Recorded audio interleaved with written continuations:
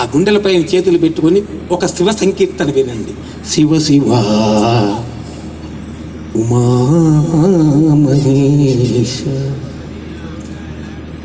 చంద్రశేఖర హర శివ శివ ఉమా మహేశ. నేను పాడుతుంటే మీరే పాడుతున్నట్టు ఆ భావాన్ని మీ హృదయ స్వామికి మీ చేతులతో మీ హృదయంలో ఉన్న శివయ్యని టచ్ చేసి మీరు భావాన్ని ఫీల్ కాండి కళ్ళు మూసుకొని.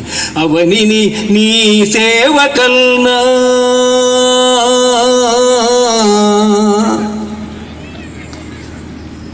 అవని నీ సేవకల్నా అన్యనేదిరా ప్రభో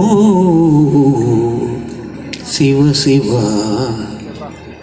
ఉమామహేశ. బోళాశంకరుడండి ఆయన. ఏం పెట్టావని చూడడు, నీ మనసు ఎలా ఉందని చూస్తాడు.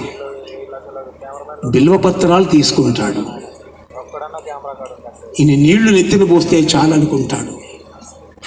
ఒక్కసారి శివ అంటే నా భక్తుడు ఏమైనా చేద్దామని మురిసిపోతాడు, కదిలి వస్తాడు, మీ గుండెల్లోనే ఉన్నాడు. అవని ఒకసారి చెప్పండి స్వామి, మీ గుండెల వైపు చూసుకోండి.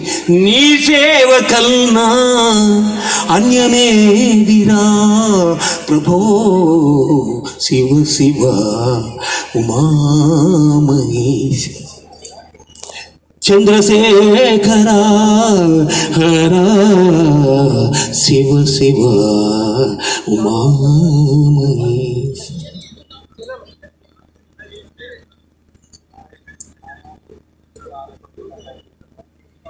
నిన్ను నమ్మి చెప్పండి, మీరందరూ మనసులో చెప్పండి. నిన్నే నమ్మి నిన్ను కొలచి నిన్నే తలచి నిన్ను నమ్మి నిన్నే నమ్మి నిన్ను కొలచి నిన్నే తలచి నిలచితిరా శివా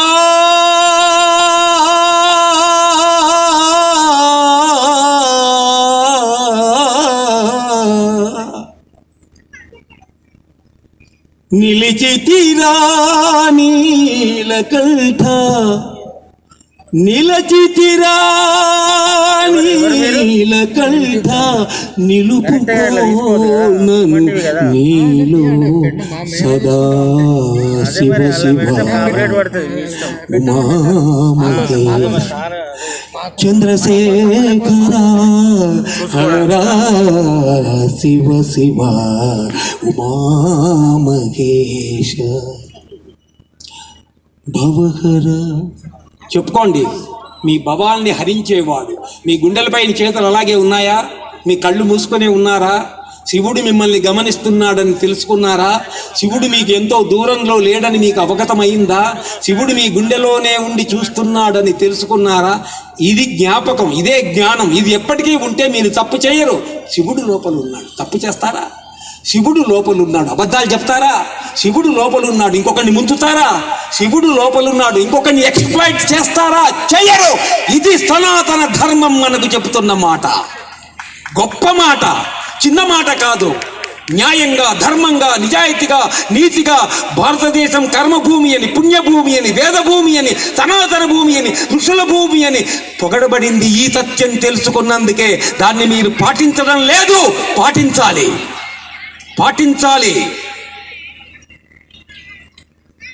భవహర నీ కృపావృష్టి బరపదవని వేచియున్న తవదాసుడా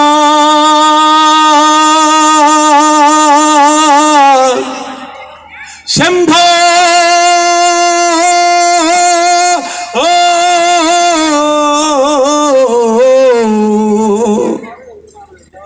తవదాసుడ నా కుడీదు తవదాసిని నా కుడీదు దరిశనమీయ రాధా. నా గుండెలోనే ఉన్నావు కదా, నేను చెయ్యి పెట్టుకుంటే ఇక్కడ ఉన్నామని నాకు తెలుస్తుంది దయామయ.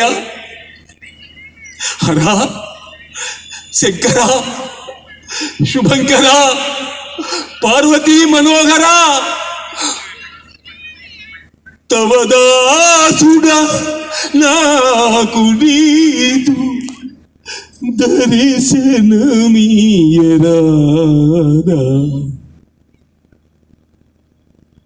ప్రపంచంలో కరీంనగర్ వేదిక పైన సుమన్ టీవీ సాక్షిగా చెబుతున్న ఒక మాట సత్యం, సత్యం, పునఃసత్యం.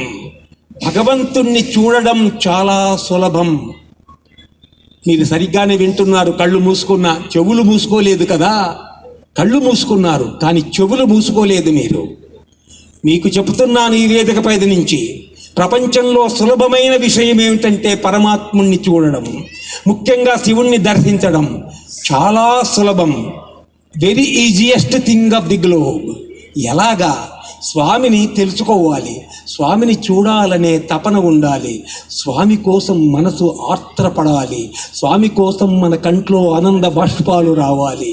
స్వామిని ఒక పసిబిడ్డలా భావించాలి మీరు, మీ బిడ్డగా భావించాలి మీరు. మీ బిడ్డ ఇలాంటి ఒక పెద్ద ప్రోగ్రాంకి వచ్చారు, మీ బిడ్డ తప్పిపోయాడు. తప్పిపోతే మీరు ఎలా వెతుకుతారు? రామకృష్ణ పరమహంస చెప్పిన మహోన్నతమైన మాట, మన సంప్రదాయం మనకు ఇచ్చిన